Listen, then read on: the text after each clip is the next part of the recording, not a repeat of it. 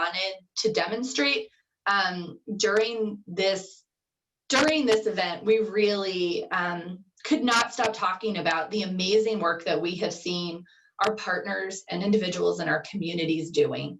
And so the real purpose of this event is to celebrate those partnerships, to celebrate how wonderfully connected our communities are and how that has kept so many Vermonters safe and cared for during this difficult time.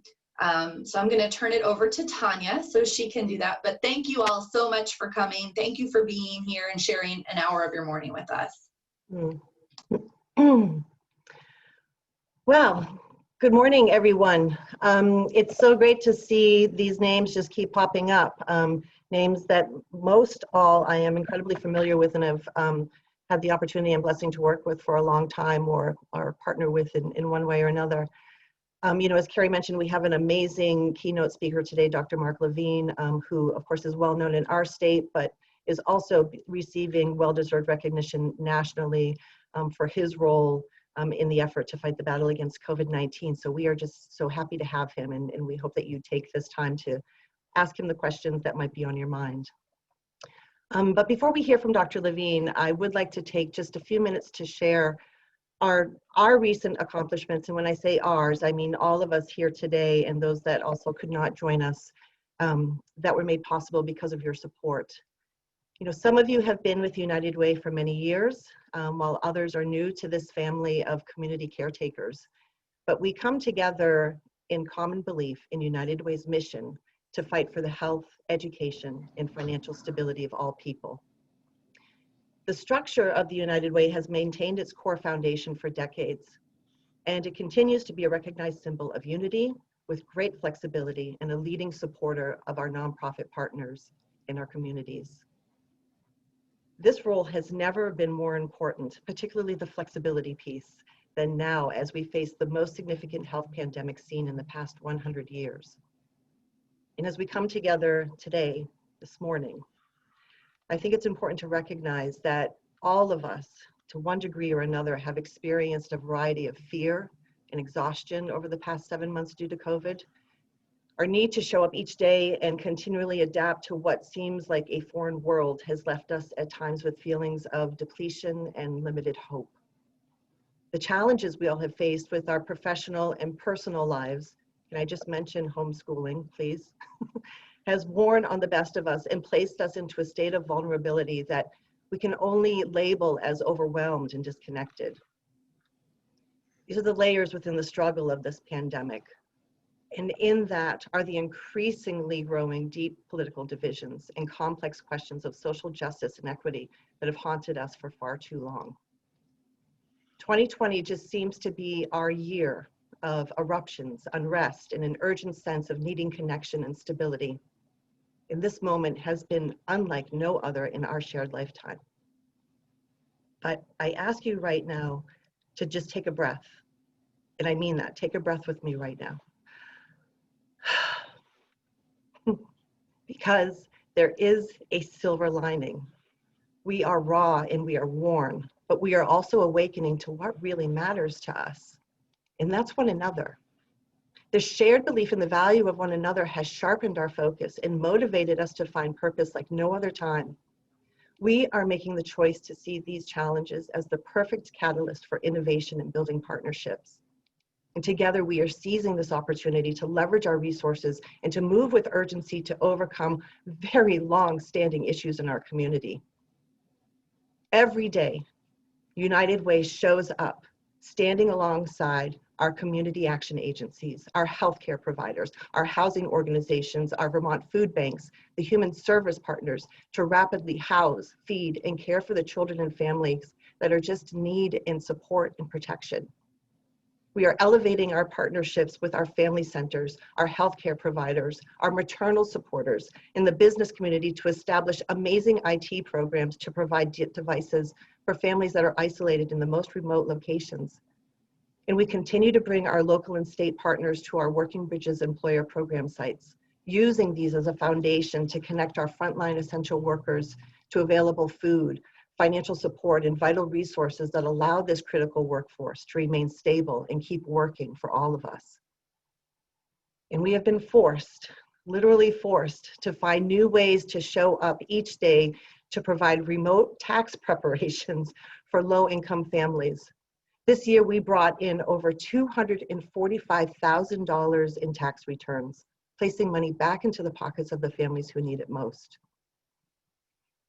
We have been able to quickly harness the power of giving through our Emergency Relief Fund, joining all of our sister United Ways in Vermont and the Vermont Community Foundation in funding local nonprofits with emergency grants to help support local initiatives to feed, house, and care for our communities. And the truest champions of this work, I have to give a shout out to the volunteers. We saw people step up like never before, and the brilliance of the human spirit just continues to rise to new heights as our volunteer program continues to mobilize and connect hundreds of individuals who continue to step forward and offer to give time wherever it's needed. And I have to, this is a personal one for me. Let's not forget the children. We have expanded the reach of our Tatum's Totes program beyond those dealing with emergency foster care. And we're now supporting the over 77 children in area hotels who are placed in shelter with their families, those that have lost their homes. And when asking one of these children what they wish for to make life just a little bit better, the answer is simply a peanut butter and jelly sandwich. When you hear answers like this, you realize how the simplest of things can change the world for another. The silver lining is within this work, and it's shining a light for all of us to follow. We are all connected in so many ways that we could never imagine before, and together we are finding the true purpose and value of one another. And even though it's me speaking today, you hear my voice sharing this glimpse into the daily work of our United Way over these past 7 months. I am only one person among many, many of a long line of legendary helpers who make our work possible. I wouldn't be here without our board of directors, their amazing support, our committee members, our army of volunteers and generous donors, in all of our sister nonprofits, state agencies, and community leaders who are the truest visionaries, believers, and warriors in the work of supporting all people. I am so honored to stand beside you all. And to my team, we call ourselves the small but oh so mighty team, Carrie, Julia, Lori, Michelle, and Becky. I cannot express with words all of the respect and appreciation I have for you. I can only say thank you for your leadership and your trust. Thank you all for joining me today, and it's really my pleasure and my honor to present an amazing keynote speaker, the Commissioner of Health, Dr. Mark Levine. Thank you. Thank you. I hope I can meet those expectations. Amazing, huh? I want to thank you for inviting me to speak today. I am clearly seeing one very interconnected organization. The chat box is exploding.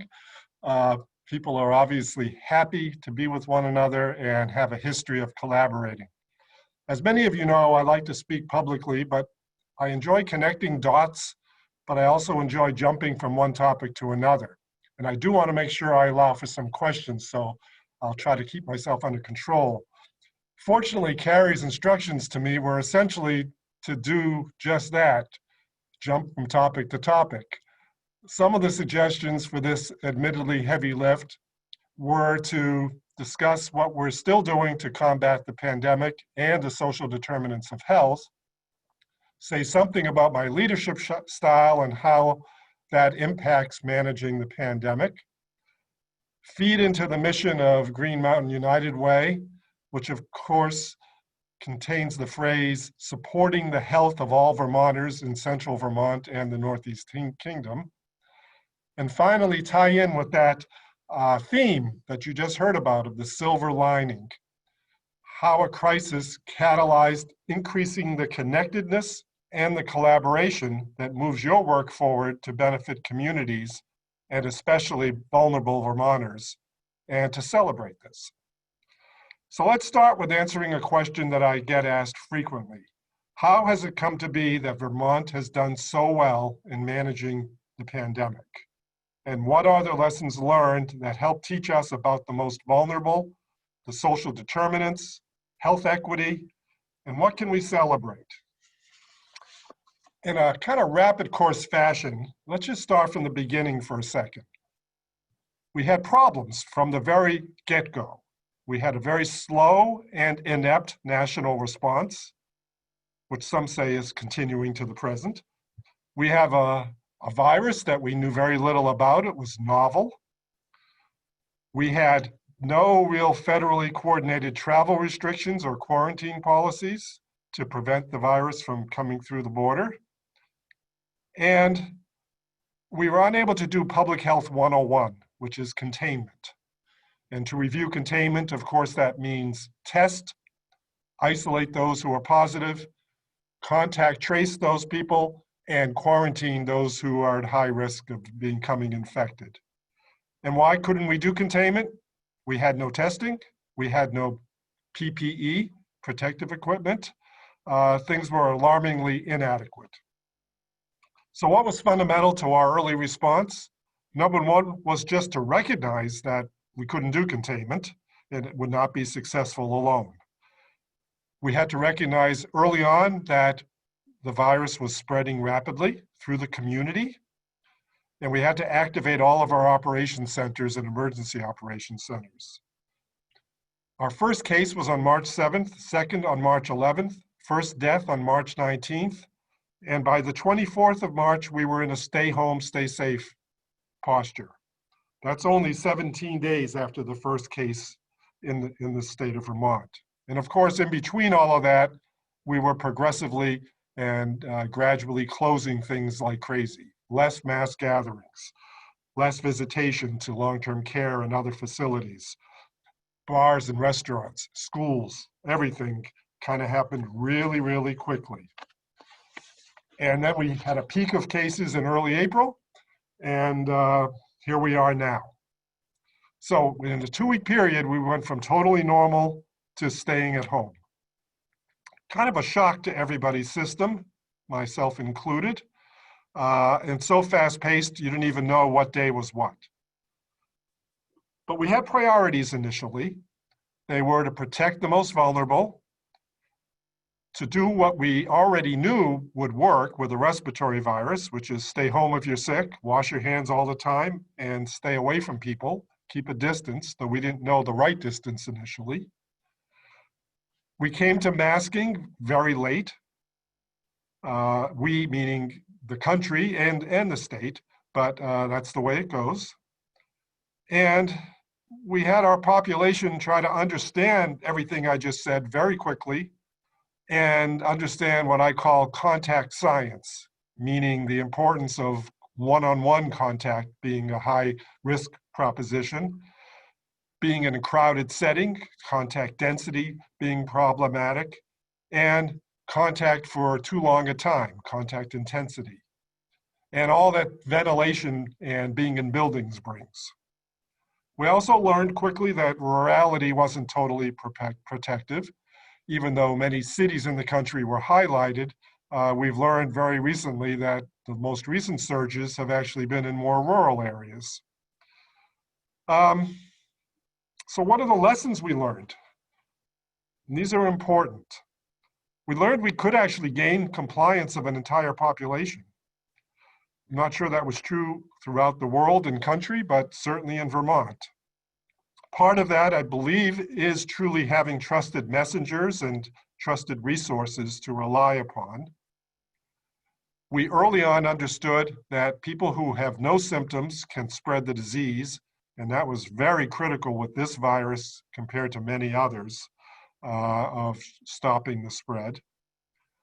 We validated what we call simplified guidance, which are the 4 or 5 basic principles about hand washing, staying home if you're sick, physically distancing, and masking, and staying out of crowded buildings. We learned actually that once we got things under control, had PPE, and had a national and local testing strategy, and could stockpile our resources appropriately, that we could actually do containment. We could test, isolate, contact trace, and quarantine very effectively and had a population who was willing to work with us on that. We learned a lot about protecting the most vulnerable, whether the vulnerable were in hospital settings, were in correctional settings, or in a whole plethora of long-term care facilities, or wherever. We learned some important lessons on health equity, which I'm going to talk about a little further into my talk. We learned how important it is to tell people the straight facts as you know them and engage their cooperation. And I say we, you know, it's myself, it's Governor Scott, it's a whole team actually. We learned how to balance this issue of how do you reopen after you've shut down. And I think Dr. Fauci, when he was here a week or two ago, was very effective at reinforcing the message that if you can get the virus suppressed to a certain level, you can reopen in the fashion that Vermont has and find that you can do some of the things you wanted to do in a safe fashion. Still carefully, but you can do them much more safely. Things like opening colleges and schools, going back to restaurants, etc. So that's sort of a quickie on lessons learned. If I have to answer the full question about what actually made us successful, I always would begin with the cooperation of Vermonters and the fact that traditionally, we always win, I'll put that in quotes, high health ranking in various surveys, whether it's the Commonwealth Fund, the United Foundation, we're always in the top 5. Well, you wouldn't be in the top 5 if you don't have a population that prioritizes their health. So having their cooperation and compliance in the setting of traditional prioritization of health is invaluable. We did protect the most vulnerable, as I said, with very restrictive protocols for visitation in many of the settings that I talked about, and tremendous cooperation from those who worked in and direct those settings.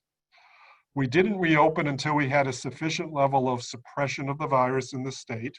And even then we were very cautious, did it stepwise, sequentially, waited the requisite 2 weeks or so to make sure that nothing bad had happened as a result of our action before we moved on to the next action. These sound like so simple principles at this point in time, but the reality is they are far from that. I don't want to say too much about my leadership style in the pandemic. I mean, a lot of this has to do with my professional background, my academic background as a physician leader, but actually as a human being, really. And there are character attributes that people have pointed out, which I'm a little sheepish to talk about, but I count on them to be a big part of my career, and they were critical now. And because the governor and I are so often complimented on these attributes, I think as people contrast and compare Vermont to the national scene, I'll just mention the words and not try to dwell on them. It helps to have humility, but when appropriate, be self-confident. It helps to have innate curiosity and really want to and need to know everything you can about something that's moving very quickly and that the news is breaking literally every night. It's important to be able to prioritize and strategically plan. In medicine, we kind of talk about clinical reasoning and problem solving. Well, these are fundamental to managing a pandemic for sure. And then just basic human traits: integrity, respect for others, compassion, things you hear the governor talk about all the time. But boy, if we don't model them, who's going to? We certainly don't have a lot of that modeled elsewhere. But as indispensable as some of this may be, I think what most Vermonters recognize, even though they won't call it this, is what I call public health crisis communication principles. And these weren't invented for a pandemic, but they are clearly apropos. These are really what we do whenever we're talking about anything, whether it's opioid overdose deaths or other public health problems. First principle, and this is not put on, this is real, is lead with empathy. I mean, a public health crisis means somebody's suffering. in this case, we're all suffering. And if one can't demonstrate some empathy for that, you've lost people from the outset.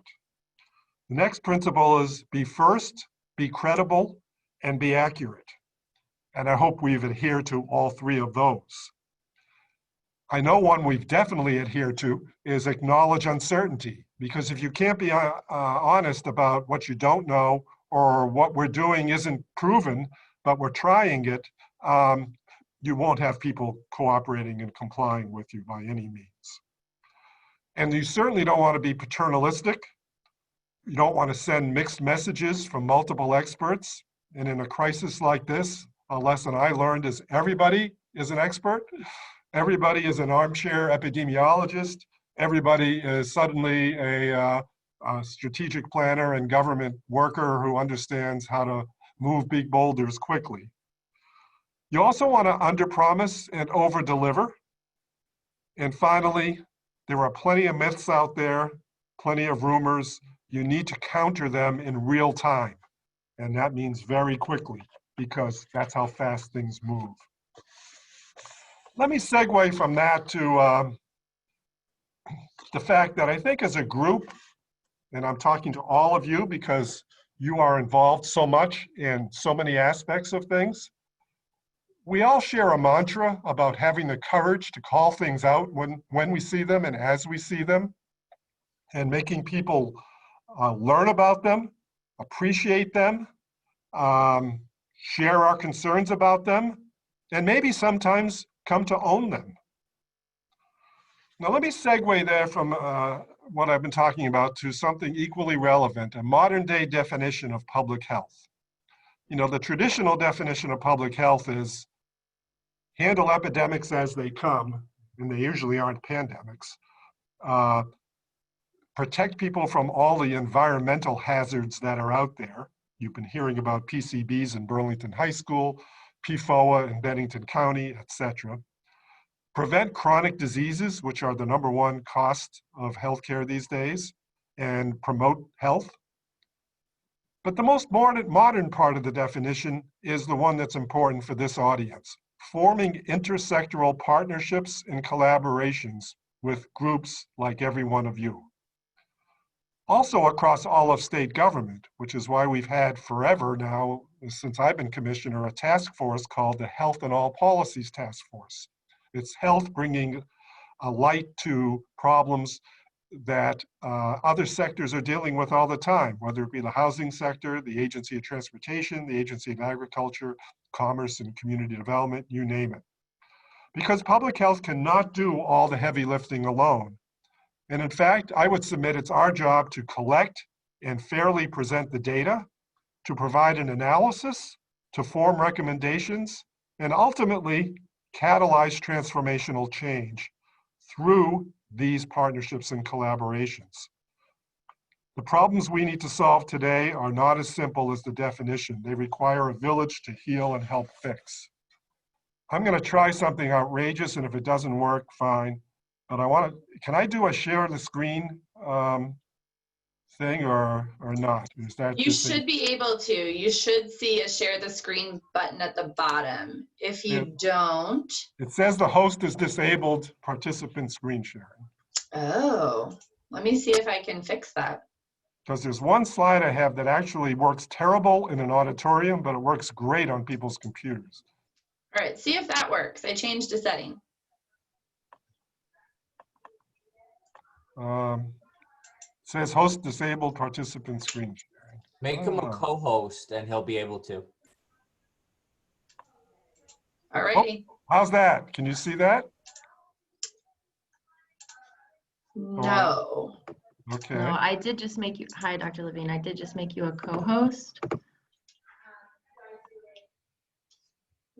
But I,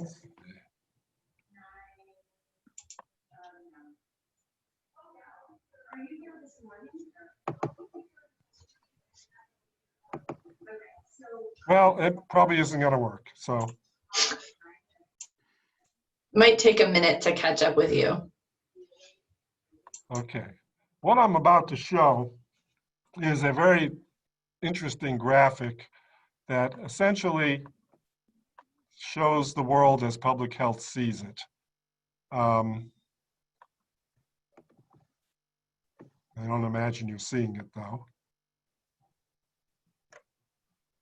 It basically talks about what we now call downstream, which is all the risky behaviors people do, whether it's tobacco, substance use, poor diet, activity, the diseases they get, and the decrease in life expectancy that might occur. Stuff that the healthcare sector handles.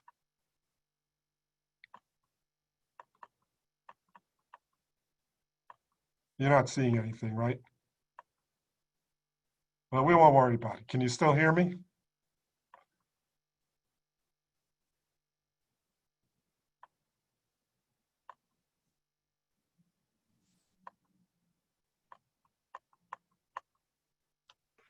Yeah, unfortunately, we're not seeing your screen, but we can still hear you.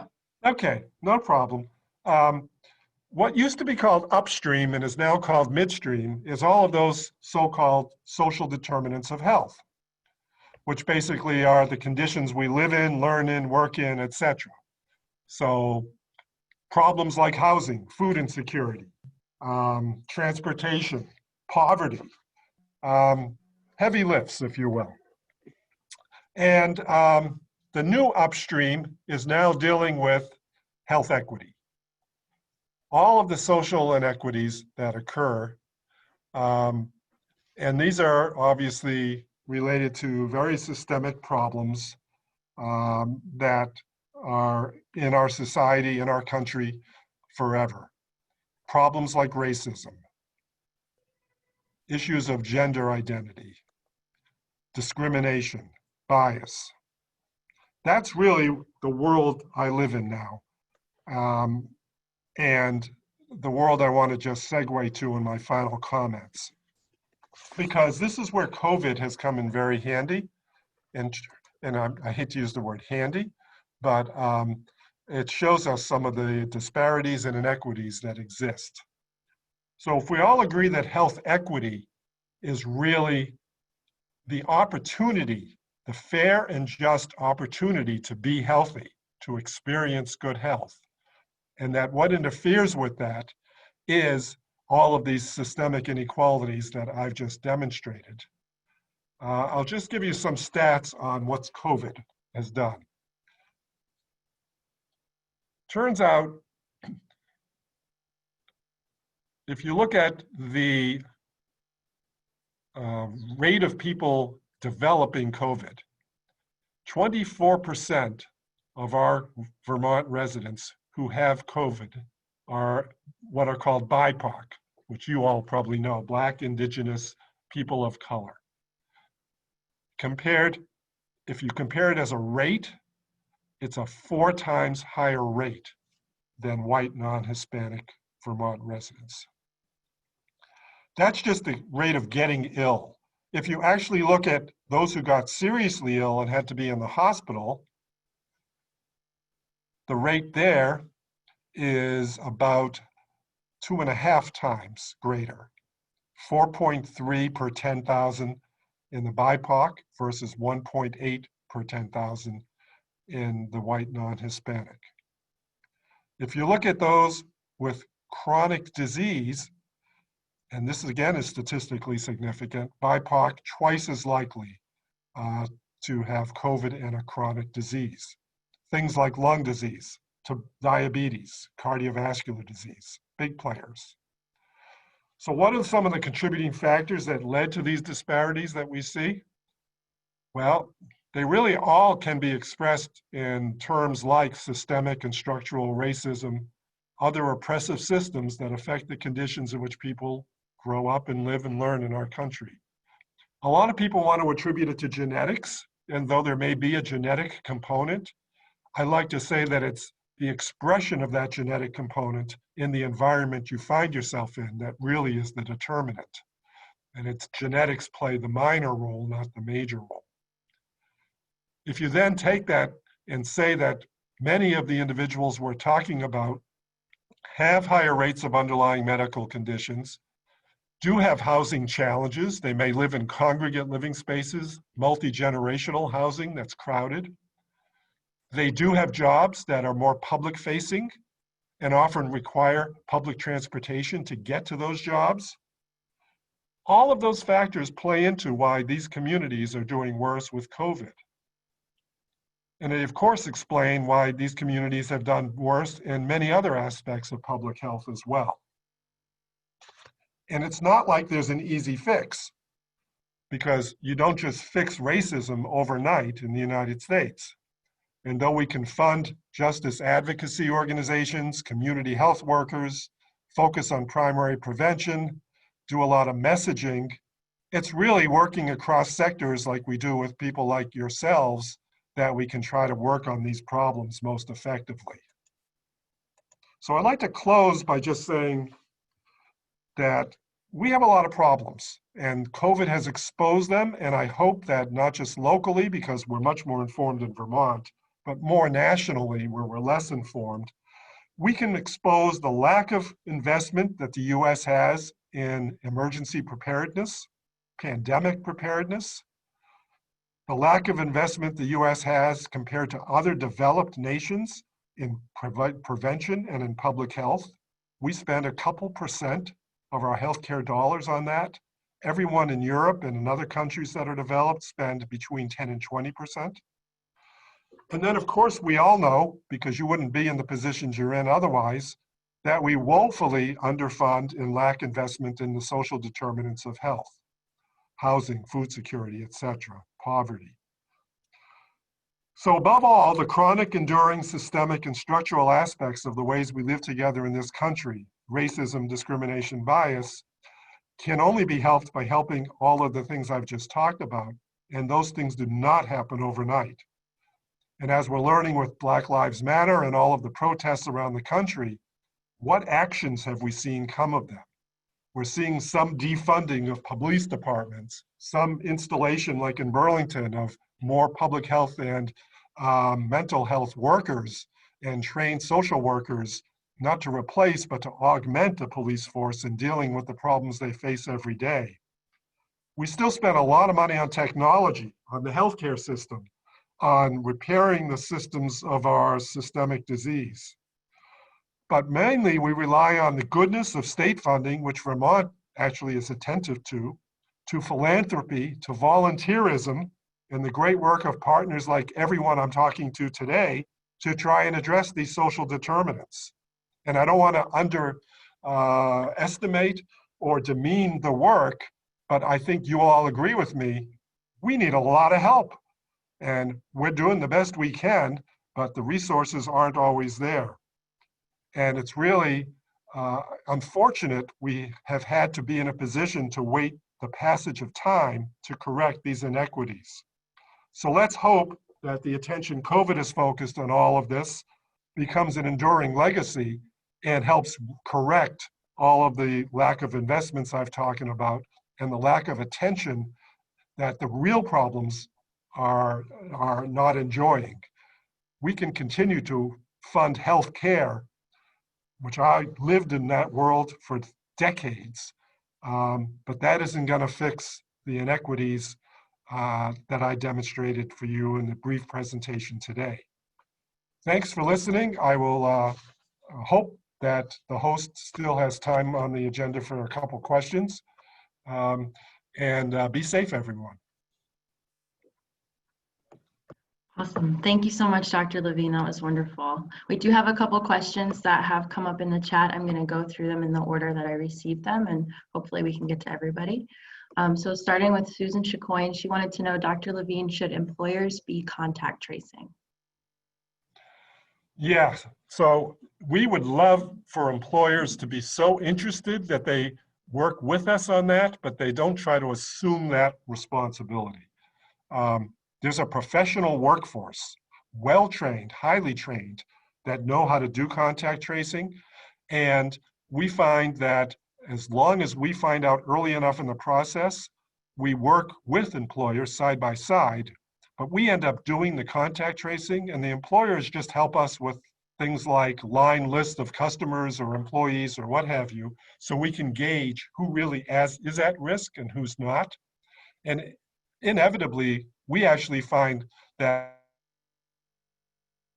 not.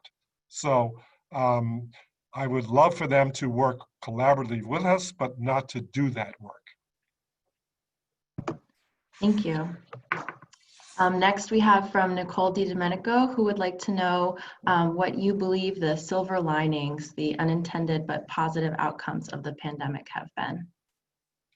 Yeah, so I really do think all the stuff I mentioned about uncovering the classic and long-standing wounds in our system, the traditional inequities, the lack of attention to the social determinants as fundamental factors, the ability of a pandemic to demonstrate that we need to be better responsive, better able to be responsive to whatever comes our way next time. Admittedly, this is a once in 100-year event, but think of what we've been through in years past. H1N1, Ebola, Zika, measles epidemics. These are things that really should reawaken people to the fact that public health has been severely underfunded. Workforce has been cut tremendously nationwide, and that needs to be corrected. And then I think just for a Vermont-centric point of view, I think we've learned in Vermont that we can do it. We have what it takes. We can lead the country. You know, so often we lead the country in so many ways, but boy, we are leading the country. And I kind of lose sleep every night saying, how long can this go on? That we continue to almost act like we're an island in the ocean. But we're not. We're pretty landlocked, but we're doing well. So I think this should give Vermonters confidence and courage and reaffirm the kind of fundamental things that we think about ourselves in terms of people looking out for each other and really working hard to make sure everybody can benefit from any intervention. Great, thank you. Our next question is from Bill Sugarman, and he'd like to know, given Vermont's success with our approach to the pandemic, what do you attribute other states or regions' lack of reducing the spread of COVID-19? Yeah, I don't want to be overly critical because we're not the only successful ones, but at the same time, the biggest criticism one could raise is the fact that many states, and you know where they are in the country, reopened incredibly aggressively and fully at a time that their percent positivity rate for their tests is in the 10 to 20% range or even worse. So no sense of a time of suppression of virus. Our current rates are below 1% still. But even if they were 1 to 5%, we could still reopen the way we have, although I'd be getting a little more nervous about things. But that's probably the biggest error, thinking you can reopen everything. Because then what do you find out? You find out that people are going to bars and transmitting disease like crazy. You find out that colleges are being closed after 2 weeks of being in session.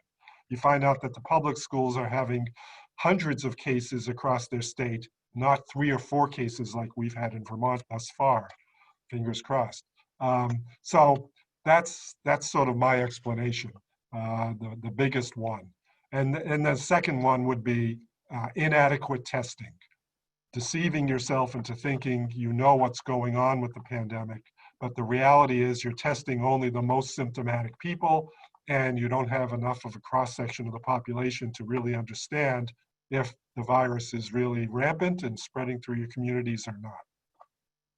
Great. Thank you. And then we have another follow-up from Nicole DiDomenico saying, one thing I've observed even before the pandemic is that those working on the front lines of our healthcare workforce is that these folks compromise their own health all the time in order to better or more frequently serve others. What are we doing as a state to reinforce, encourage, and make possible the care of our healthcare workers? Yeah, so let me give you another piece of data real quickly. Because we have this data. Healthcare workers have actually, I believe, 1 in 6 cases in our state is in a healthcare worker.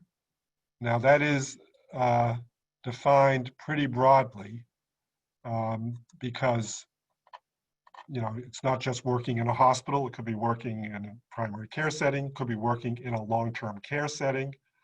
So 1 in 6 Vermonters are healthcare workers, of which 70% are female.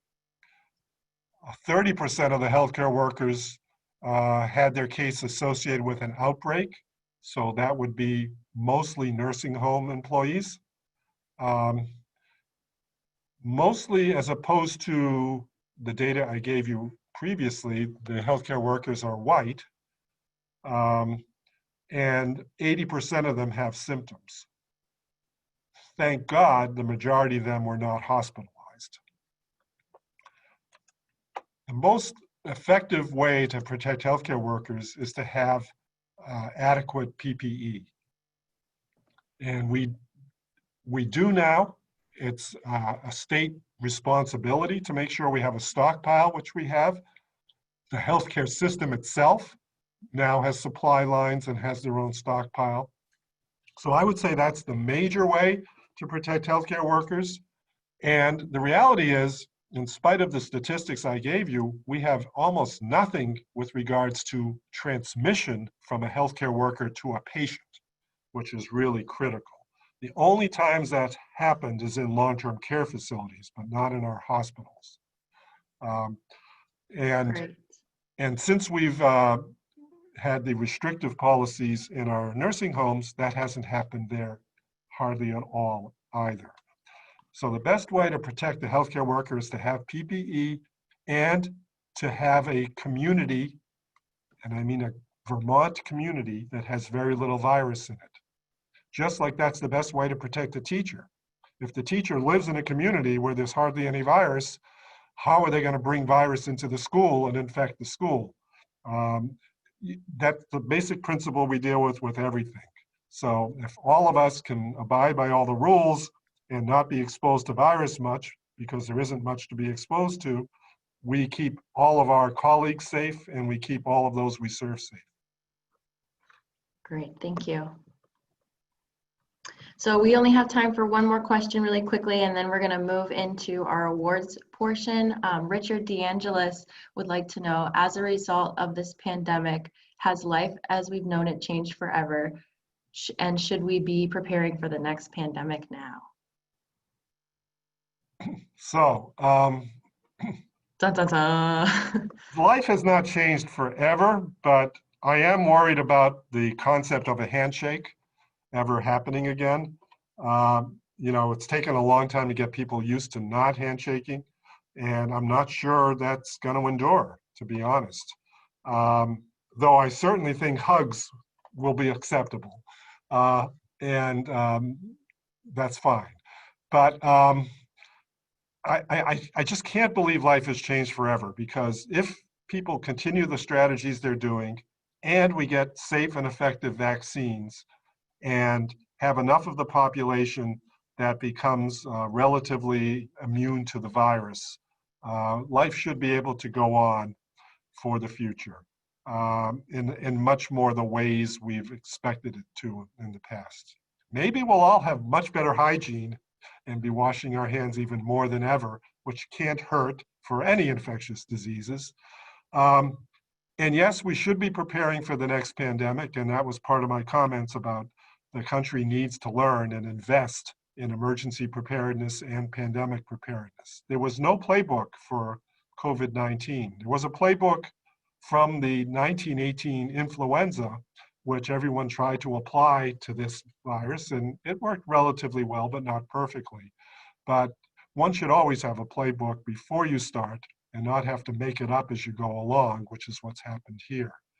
But don't be afraid the next pandemic is tomorrow, but do be afraid that this phenomenon of viruses jumping from the animal population to the human population can and might occur again within our lifetimes. So probably won't be as long as 100 years for the next one, but there will be another. But I wouldn't want everyone to live in fear that the next one's on its way and we'll never have life as we remember it. Thanks again for all your attention. Thank you. Thank you so much, Dr. Levine. That was really such a wonderfully enlightening set of information and lots of facts. And I'm sorry we couldn't share your screen, but I think a lot of us learned something, and a lot of us, you know, really appreciate the work that you and the Department of Health have done to help lead us through this pandemic. So please extend our thanks to your folks in the Department of Health and to Governor Scott, because I think we all feel really, really fortunate to be Vermonters right now. Thank you, and bye-bye. Yeah, enjoy the rest of your day. Thank you. So now I am going to share my screen, and we're going to move into the award part of our program. And it won't be too long here. So let me flip over here to my little PowerPoint presentation. So can everyone see that? Is my screen sharing working? Okay, well, good. We're gonna move ahead with this. And we tried to slim our awards down a little bit this year, but honestly, there are so many people who have done amazing things that you know, we have 7 or 8 of them. So here we go. First, I want to say a special thank you to our sponsors for this event, for Cabot Creamery Cooperative and the farmers involved in that cooperative, and North Country Federal Credit Union.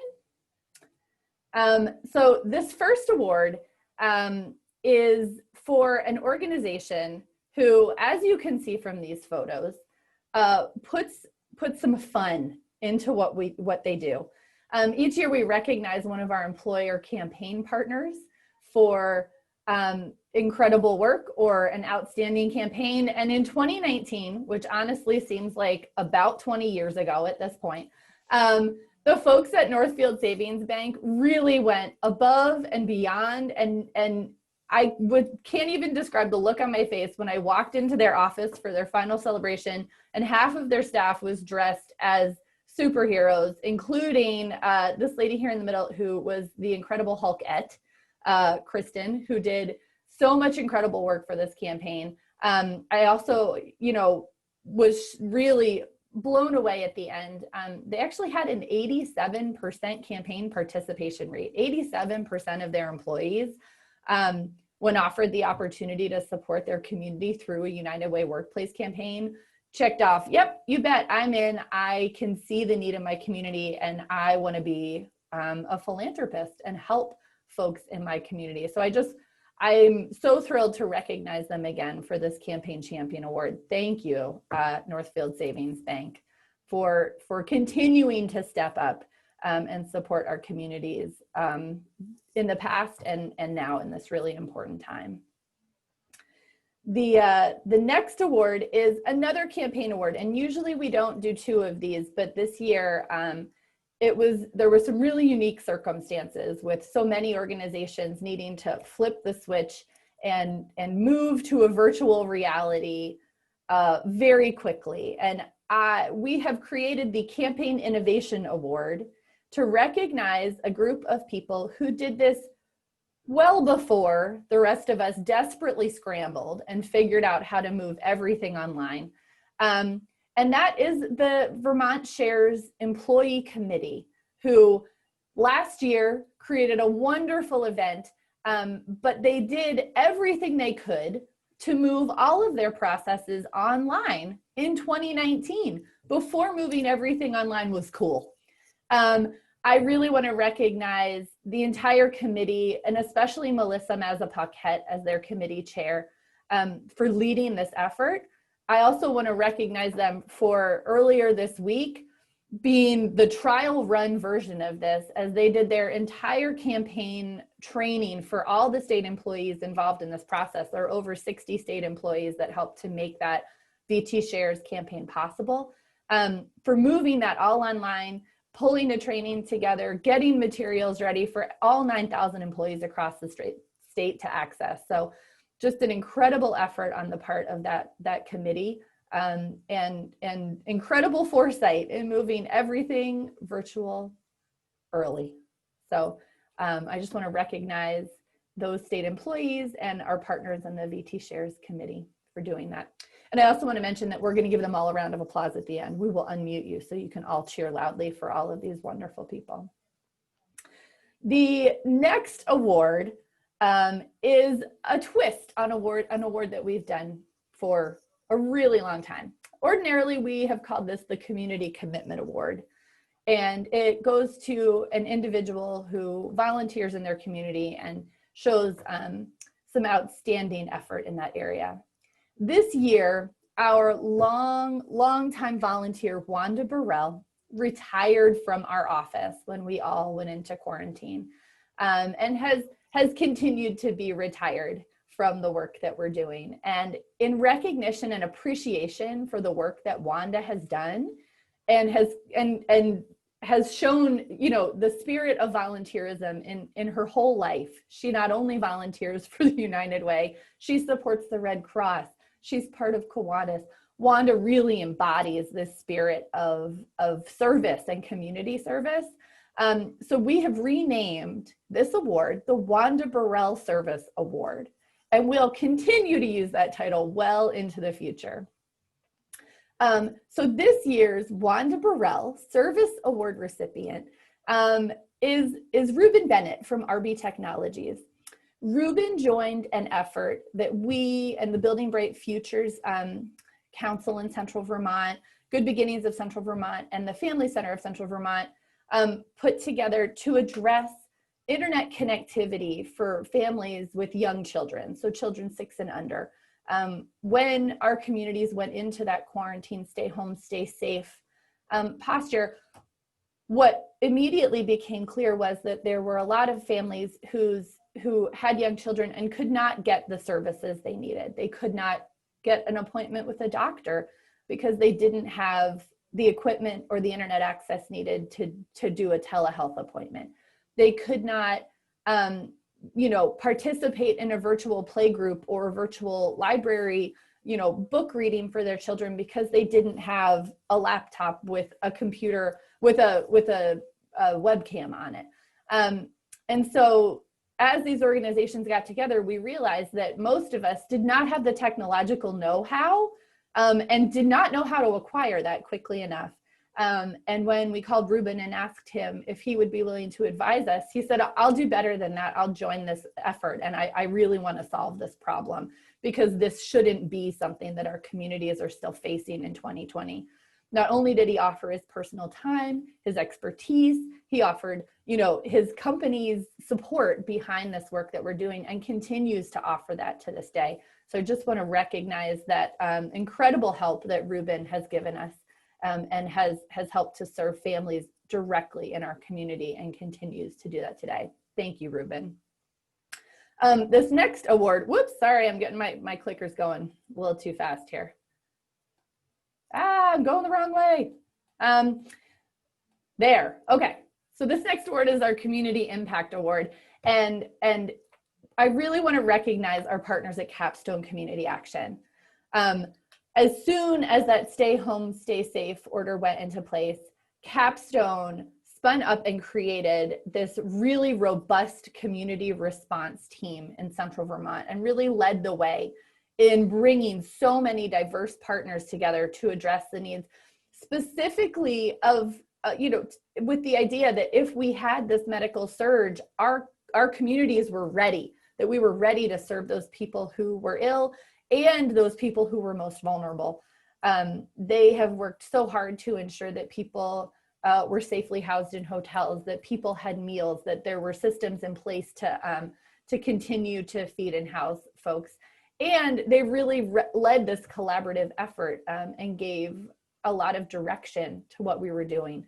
And the impact of that is still happening today as we see food distribution efforts going forth, as we see the food shelf at Capstone continuing to create meals for folks, as we continue to see the work that's happening with the folks who are still housed in hotels. So I really want to recognize Sue Minter and all of the folks at Capstone for their the huge lift to bring everyone together and to continue to lead that forward and the impact that that's had on our Central Vermont communities. The next award is very similar in its nature, and it actually, we're calling this one the Community Leadership Award. And I know oftentimes up here in the Northeast Kingdom where I live, you know, things work a little bit differently because our communities here are so rural and so connected in such different ways. And I would like to recognize, or we would like to recognize Jenna O'Farrell and the Northeast Kingdom Community Action, or more commonly known as NECA, for the way that they were able to bring not just the organizations that they were used to working with, but organizations across these 3 counties here in the Northeast Kingdom together to really think through the challenges and struggles, and to bring the strengths of so many different organizations together through 2 separate community response teams, one in northern Essex and Orleans County, and one in Caledonia and southern Essex County. And NECA continues to lead regular conversations and regular collaborations. They have worked so hard to bring processes like the Everybody Eats program to this region and ensure that people who are food insecure can be fed. And they continue to do that while also doing all of the other CAP agency work, caring for vulnerable community members. And without that leadership, I think the work here in the Northeast Kingdom would have been much more difficult. So you have our thanks, Jenna and NECA, for stepping up and standing up and seeing how you could bring all of us together. The next award is our Employer Leadership Award, and this award goes to one of our Working Bridges partners each year. And this year, we'd like to recognize the folks at ABC and LOL Childcare. And on the left here, you can see Heather Hudson, who's the owner of that facility. And on the right, you can see a whole bunch of her staff well before COVID, as everyone sits close together with no masks on. But you know, when the pandemic started, Heather and ABC have the advantage of being just down the hill from NVRH Hospital and Northern Counties Healthcare.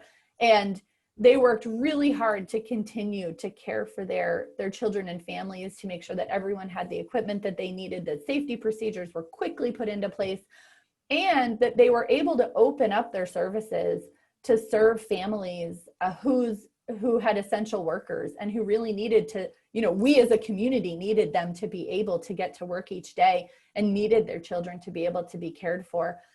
They also recognized that some of their employees, you know, that was really difficult for them, and they were, their age or health or pre-existing conditions didn't allow for that. And one of the things that we really always appreciate about Heather is that she leads with her heart, and this particular situation really needed that. It really required that. And so her heart has been able to care for so many people in our communities, just through the work that they do at their child care center, but for the care that she shows to her employees, which we continue to be impressed with and really thrilled to be partners with her in that work. So thank you to Heather and ABC and LOL, and to Michelle Parsons, who also is our partner there. And this last one, you can see this great bag of snacks. And Tanya really tells the story best about the beginning of the peanut butter and jelly project. And that project would not have been able to have been carried out if it wasn't for the winner of our Rising Star Award.